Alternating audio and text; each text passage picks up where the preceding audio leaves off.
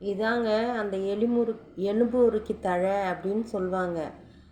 இது நாட்டு சர்க்கரை, வாழைப்பழம், நல்லெண்ணெய் இதெல்லாம் மிக்ஸ் பண்ணி உளுத்தம்பருப்பு ஒரு 10 நிமிஷம் நல்லா ஊற வச்சு இதையும் எல்லாம் சேர்த்து வச்சு நீங்கள் மிக்சியில் போட்டு அரைச்சிக்குங்க.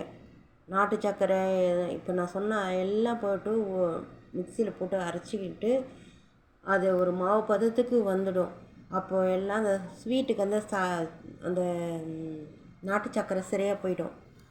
நீங்கள் எடுத்து நல்லா ஒருத்தருக்கு ஒரு டம்ளர் அல்லது 2 டம்ளர் ஒரு ஒரு தயிர் பதத்தில் நீங்கள் பண்ணி அதை சாப்பிட்டுட்டு வந்தீங்கன்னா ஒரு வாரத்துக்கு ஒரு முறை சாப்பிடுங்க.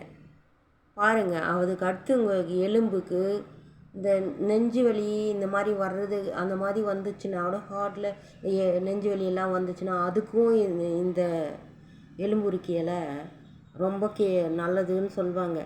நெஞ்சு வலி வந்துச்சுன்னா அப்படியே படுத்து வலி தாங்க முடியாமல் கஷ்டப்பட்டு சில நேரத்தில் நான் கூட அந்த மாதிரி கஷ்டப்பட்டுருக்கேன்.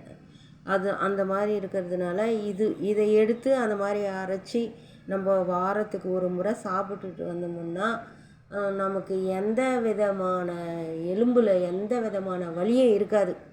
நம்ம நல்லா இருக்கும், உடம்பு ஃபுல்லாக யூஸ்ஃபுல்லாக இருக்கும். இதை சாப்பிடுங்க. Thank you friends.